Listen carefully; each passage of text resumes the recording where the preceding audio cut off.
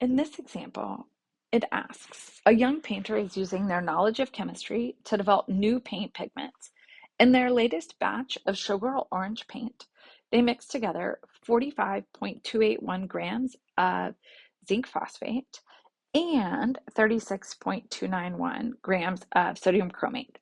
Using the following unbalanced chemical equation, let's complete the table. So this table asks, what is the limiting reactant in the first one?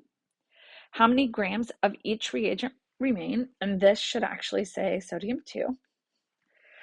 It asks how much of the zinc chromate was produced or could be produced if 13.27 grams of zinc chromate were isolated. What is the percent yield? So this is a relatively standard limiting reactant calculation. So the first thing we're going to do is convert both reactants to the other reactant. No, that's not our first step. The first step is to balance our chemical equation and then calculate our molar masses. Then we will move to the other step. So let's balance our equation. So when we do that, we can start in many places. So I'm going to notice that the sodiums are 2 on the left and 3 on the right. So that tells me that there's going to need to be a total of 6. So I'm going to do that. I'm going to start with a 2 here and a 3 here. And then we're going to see where we get. So now we have 6 sodiums, 3 chromates, but we have 6 sodiums and 2 phosphates. So the phosphates are balanced. The chromates are unbalanced on the right side. So when I add a 3 here, now everything is balanced. So we have a balanced chemical equation.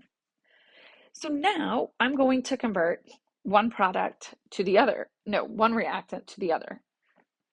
So I'm going to start with my zinc phosphate, and I have calculated all of the molar masses to be 386.08, 181.40, and 161.97. I've done that just so that we can kind of use that information.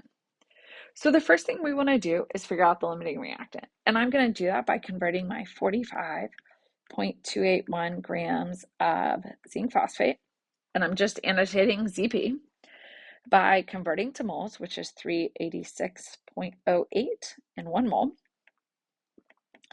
And there's 1 mole ZP for 3 moles of NC. For every 1 mole of NC, that weighs 161.97 grams. And this says that we need 56.990 grams.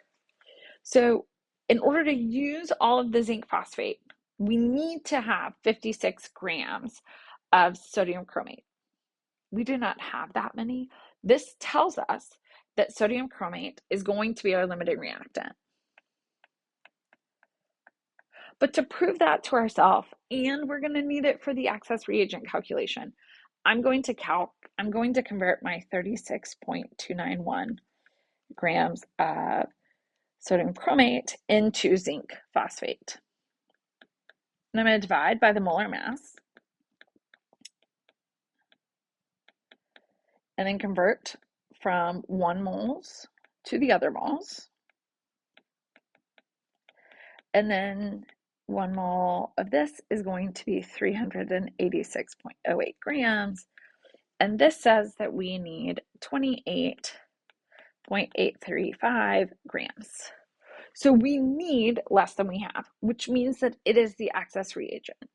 So if something is the limiting reactant, we have used it all. Therefore, there are no grams remaining. So there's 0 grams of the sodium chromate remaining.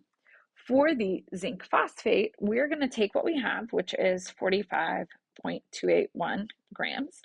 And I'm going to subtract the amount that we are required, which is 28.835. And that gives me 16.446 grams remaining. So now we can complete the last 2 buckets. And I'm going to move this up just a bit so we have a little bit more space. Sorry about that.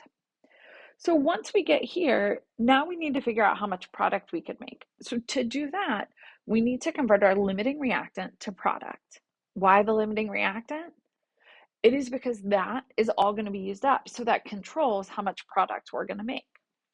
So I'm going to take my 36.291 grams of sodium chromate, divide by the molar mass of 161.97 grams, and 1 mole.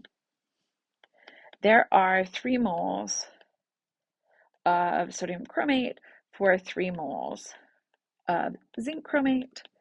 For every 1 mole of zinc chromate, that weighs 181.40 grams. And when we solve this, I get 40.644 grams as the amount of product. Then it asks, if 13.27 grams of zinc chromate were isolated, what is the percent yield? So what we have, 13.27, divided by what we could have gotten, which is 40.644, multiplied by 100, gives us 32.65% yield. So in a limiting reactant, the first thing we need to do is identify the limiting reactant. We can then think about how much is left over. If it is the limiting reactant, it is all used up. Therefore, no grams remain. We can calculate the excess reagent by converting the limiting reactant to the excess reagent and subtracting. And we can determine the theoretical yield by the grams of our limiting reactant to product.